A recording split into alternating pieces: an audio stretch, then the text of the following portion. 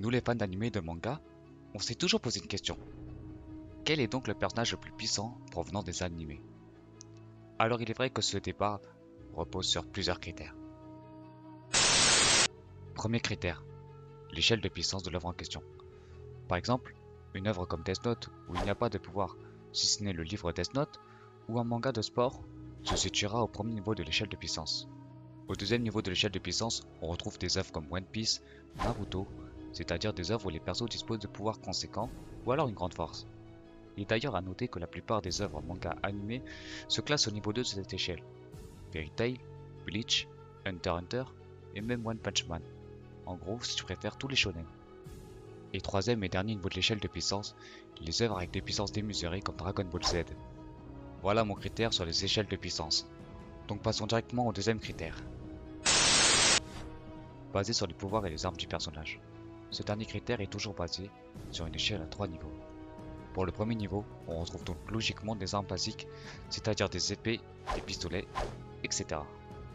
Deuxième niveau, des armes puissantes ou des pouvoirs puissants, comme les fruits du démon dans One Piece, les pipis dans Naruto, ou même les Zanpakuto dans Bleach. Troisième et dernier niveau, un pouvoir suprême qui surpasse l'entendement, comme le livre Death Note, les attaques de ki comme le Genkidama et le Kamehameha, ou même la faculté de one-shot ses adversaires en un coup de poing, comme un certain Saitama. Passons maintenant au troisième critère. Le fanboy, la médisance et surtout la mauvaise foi. Après l'analyse des trois différents critères, il y a trois persos qui reviennent majoritairement en tête des sondages. Saitama de One Punch Man, Light Yagami de Death Note et évidemment Sangoku de Dragon Ball. Après oui, Sangoku n'est pas le meilleur personnage de Dragon Ball Super, mais on en a rien à foutre. Donc ton Xeno, je le fous là où je pense, ok? Moi je vais être honnête avec toi. Le débat Saitama qui one-shot Goku, faut arrêter. Sangoku selon moi défonce Saitama en une pichenette. Rappelle-toi du premier critère que j'ai énoncé un peu plus tôt dans ma vidéo, qui est l'échelle de puissance. L'échelle de puissance de Dragon Ball Z est trop supérieure à celle de One Punch Man. Et admettons que même si Saitama pourrait one-shot Goku, ce dernier a juste à s'envoler, lui lancer un petit Kamehameha en 2 spi et c'est remballé pesé. Par contre, Light vs Sangoku, le débat peut avoir lieu. Ah bah ça tombe bien, c'est justement le sujet de la vidéo. Et il faut être honnête, si on parle d'échelle de puissance, il est clair que Goku pulvérise Light Yagami qui est un simple terrien, sans grande faculté physique. Donc déjà le premier critère est donc remporté logiquement par Goku.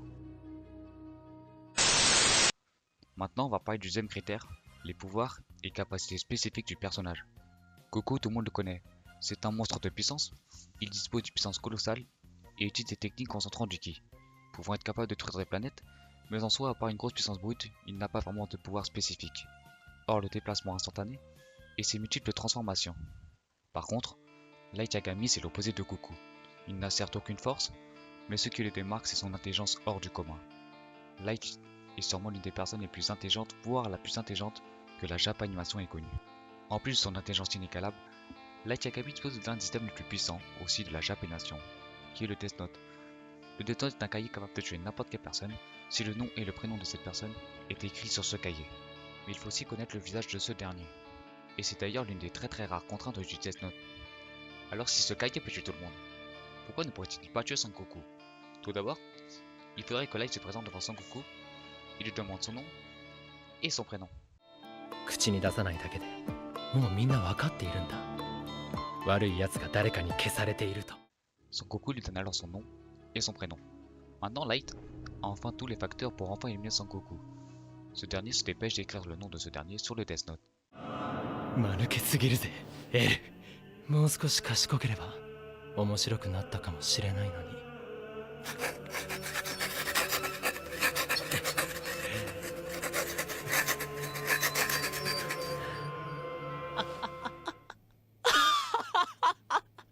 どうした？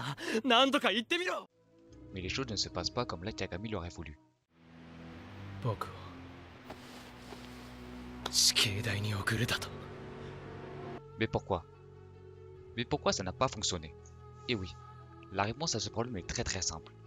Le vrai nom de Sangoku est bel et bien Kakaroto. On peut donc dire que Light Yagami s'est fait kakaroter.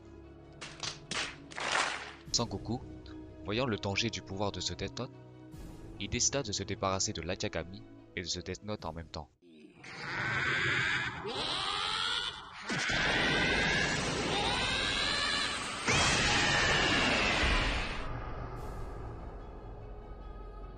Et voilà la morale de l'histoire.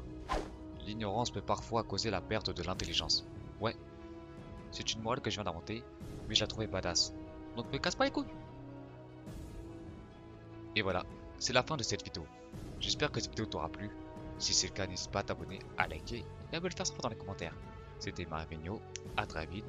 Ciao!